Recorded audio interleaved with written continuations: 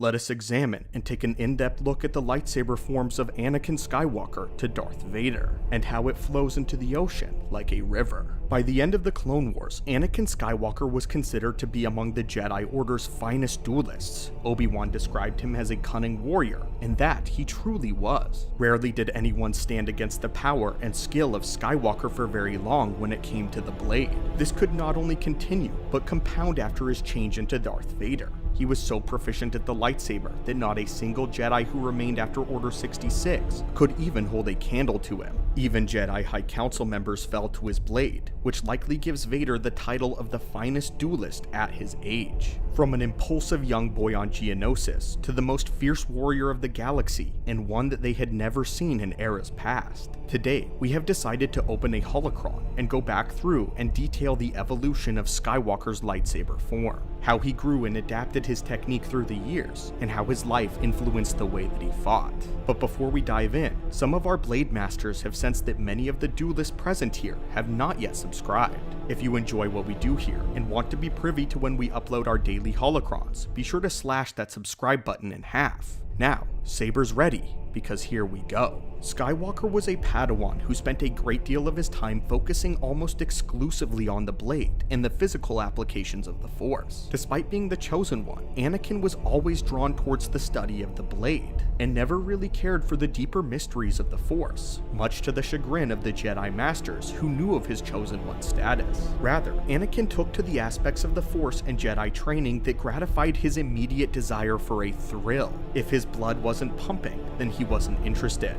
As a result, Padawan Anakin spent a great deal of time honing his saber skill. Anakin's first example of a lightsaber duel would have been Qui-Gon Jinn and Maul on Tatooine, which he considers himself lucky to witness, as seeing a duel was very rare during the Republic Classic era. From this moment on, he was fascinated with lightsaber combat. Naturally, when Anakin finally got to join their ranks, his first instinct was to go towards the blade. Knowing that Qui-Gon Jinn had fallen by the blade of a lightsaber, Anakin Skywalker wanted to become the most powerful Jedi and most proficient fighter so that no one he cared about would ever die. And because of this, Skywalker spent a considerable amount of time practicing against lightsaber training droids, with the Darth Maul setting on the simulation. Anakin Skywalker began with using Ataru and Chien Form 5. Chien was the classical variant, and was described as being well adapted to guard against blaster fire and enemy strikes without compromising one's ability to launch powerful counterattacks. The style worked best when countering attacks from multiple enemies, but not so much against a single target.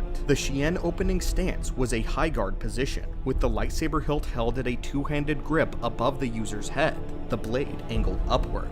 We can see this stance used by Anakin many times in Attack of the Clones. Anakin focused on this because at the time blade-to-blade combat was still very rare, and yet Anakin was still becoming an aggressive fighter. Unfortunately for Skywalker, this again made him weaker in lightsaber combat against a single opponent, and although he could cut down Geonosian after Geonosian, Dooku was a different story. This is why, in a fateful attempt to somewhat shake Dooku, Anakin Skywalker wielded two blades, one thrown to him by Obi-Wan Kenobi, a maneuver that Dooku thought pitiful. It would be this moment that would change Skywalker, as he would switch from Chien to the other Form 5 variant Gem So, which would become the staple of Skywalker's lightsaber form. Anakin Skywalker focused on Gem So as a direct answer to Dooku. Immediately after defending against an opening strike, a Gem So stylist followed with an attack of their own, bringing the force of the opponent's own blow against them. Gem So placed a heavy focus on brute strength and pure power with wide, powerful strikes, and parries followed immediately by a counterattack.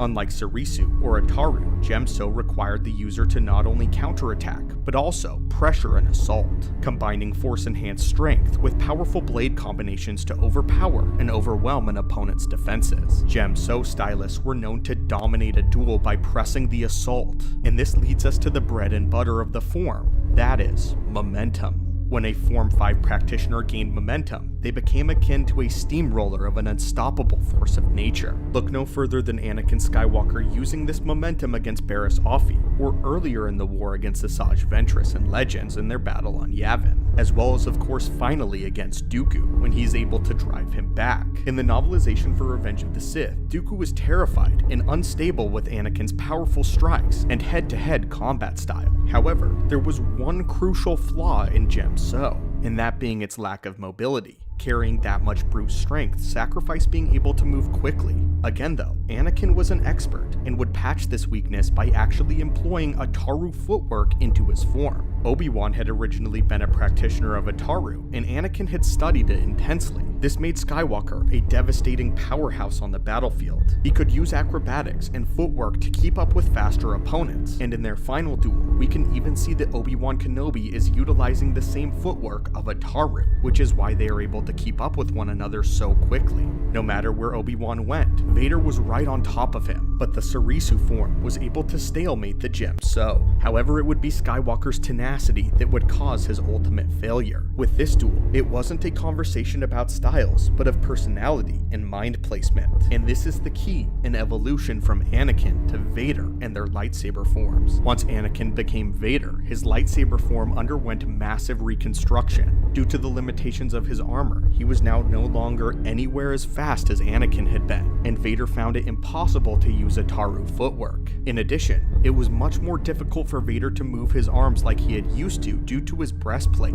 But this was not the end for the Dark Lord. For Vader, adjusting his lightsaber form wasn't just about overcoming his physical weaknesses, but also his mental and emotional ones. When perfectly crafting this new style, he had to look back on every single one of his failures. Vader kept the foundation of Gem So, but this time used the footwork and precision of Makashi, opting to use a two-handed variant of the fencing form. But this is not the only thing Vader took from Dooku. Vader also began using the Sith technique of Dun Mak, attempting to penetrate his enemies' minds with insults and an overwhelming sense of fear. But Vader was no cheap imitation of Dooku or Kenobi, but rather the best of both of them. His precision served him exceptionally well, as he was now more precise and lethal than Anakin ever was. Due to his loss, he also obsessed over Sarisu and Kenobi. After all, he now had new weaknesses to account for. What resulted was a defense that was nearly impenetrable. He could bat away Jedi assaults like nothing,